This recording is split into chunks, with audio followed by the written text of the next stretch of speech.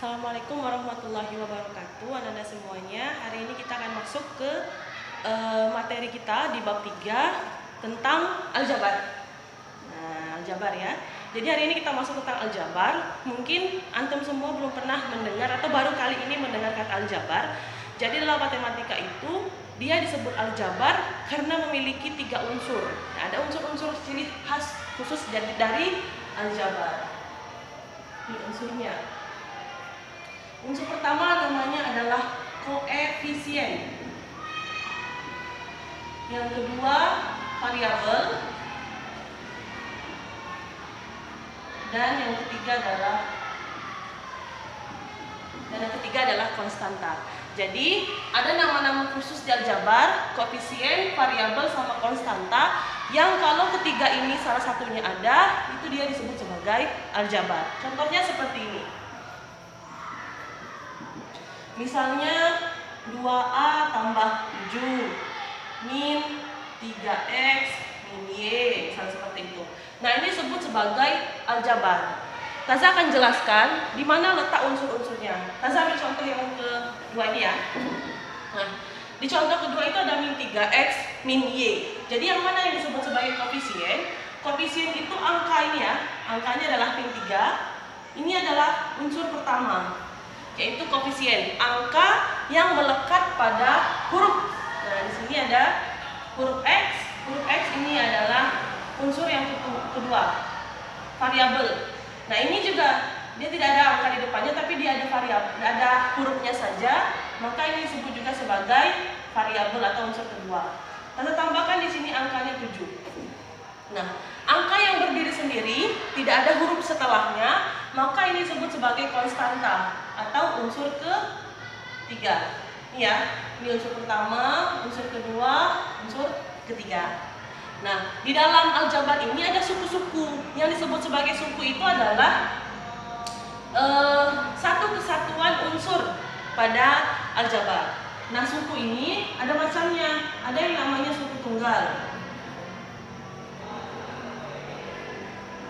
Suku tunggal ini adalah contohnya aljabar yang berdiri sendiri. Misalnya seperti ini tadi. Kalau dia min 3X saja, nah ini suku tunggal namanya. Atau sukunya cuma ada 1. Atau min Y, ini cuma satu suku. Kalau konstanta ini syarat khusus dia. Kalau misalnya di depannya tidak ada huruf-huruf, maka dia tidak bisa disebut sebagai konstanta.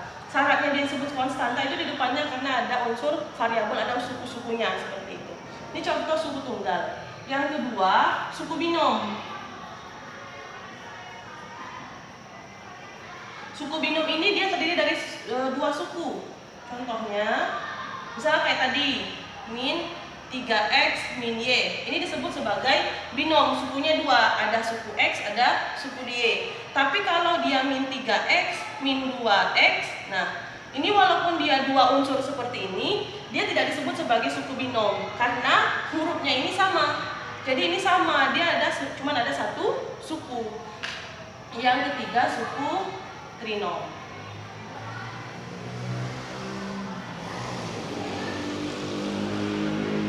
Nah, kalau suku trinom ini berarti dia 3 suku kayak ini tadi nah. Min 3X min Y plus 7. Ini dia ada 3 suku, suku X, suku Y, dan suku angka yang berdiri sendiri atau konstanta. Seperti itu. Nah, dalam aljabar ini ada operasinya juga, operasi aljabar. Operasinya yang pertama yaitu penjumlahan dan pengurangan.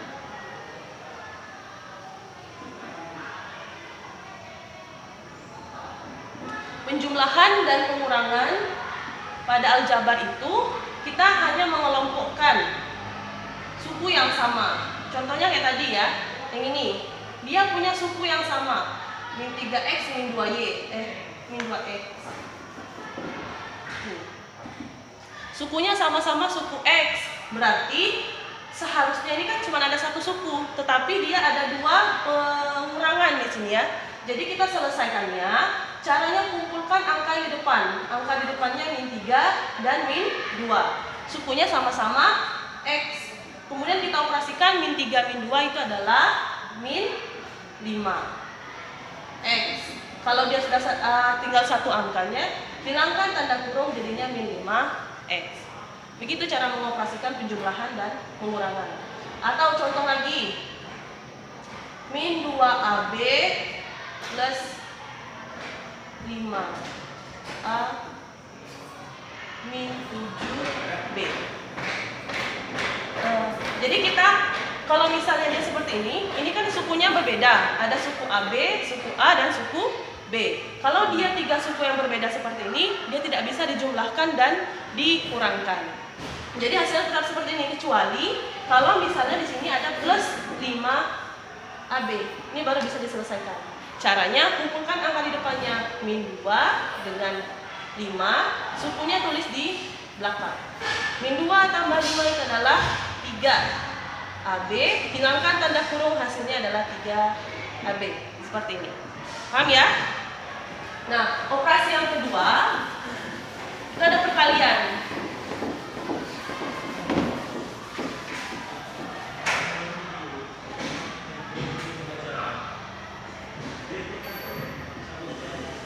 Perkalian ini cara menyelesaikannya ada 3 cara. Pertama, kalau dia suku tunggal.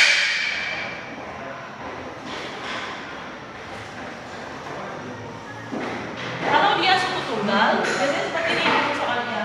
Min 2. Jadi perkalian itu tanda yang digunakan bisa pakai kali silang biasa. Ada bentuknya dalam tanda kurung seperti ini kayak tadi ya. Ini sebenarnya artinya kali. Kemudian ada perkalian dot atau dibuat titik seperti ini.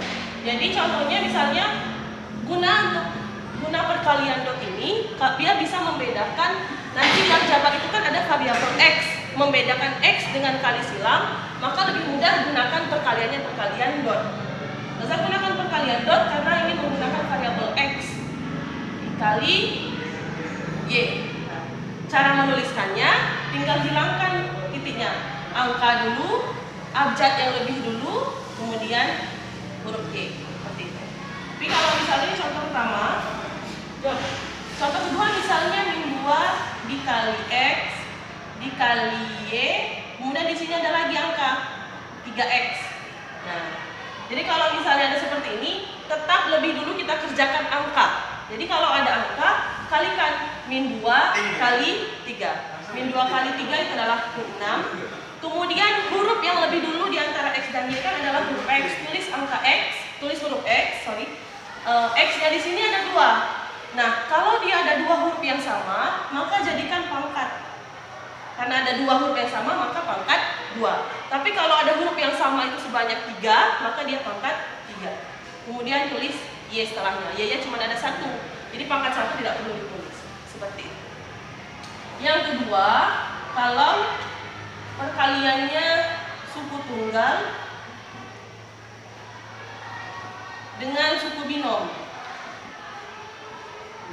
Kalau dia suku tunggal dengan suku binom, contohnya seperti ini. Min 2 dikali A ditambah 3B. Nah, cara mengerjakannya, kalau dia suku tunggal dengan suku binom, jadikan dia perkalian suku tunggal. Jadi ujung dari perkalian operasi aljabar itu dia dikembalikan menjadi suku tunggal semua.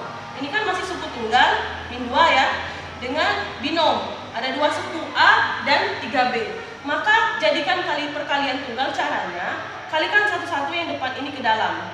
Nih, min 2 dikali A. Buat dalam kurung biar bisa membedakan. Kemudian tanda hubungnya di sini plus dalam kurung min 2 dikali 3B. Nah, kalikan. Ini sudah perkalian tunggal, angka dulu, baru huruf. Yang ini plus ketemu min, jadinya min. Angkanya 2 kali 3, 6B. Maka inilah hasilnya. Gitu ya. Nah, yang terakhir,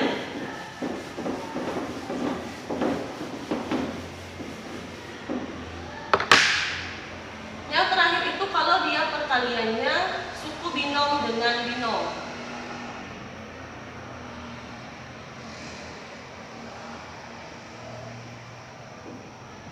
Kalau suku binom dengan binom itu, misalnya Taza gunakan X min Y, di sininya 2X min 3. Nah, di sini perkaliannya di sini 2 suku, ini 2 suku. Maka lagi-lagi kita kembalikan menjadi suku tunggal. Tapi karena dia binom dengan binom, langkahnya jadikan tunggal dengan binom dulu, baru nanti akhirnya ada menjadi perkalian suku tunggal. Cara merubahnya menjadi tunggal dengan binom bagaimana? Nah, ambil angka depan ini, yang pertama ya, yang pertama X saja, kalikan dengan 2 suku yang belakang, 2X min 3. Nah, kemudian yang suku keduanya min Y. Min Y tulis di sini, yang dalam kurungnya tetap sama di suku yang belakang, binom yang belakang. Baru, ini kan perkalian tunggal dengan binom, kalikan satu-satu ke dalam. X dikali 2X, 1. Nah, yang ini tanda hubungnya min X dikali 3. Yang di sini min lagi, kemudian kalikan ke dalam Y kali 2X. Kemudian yang ini lagi tetap gunakan min Y dikali min 3.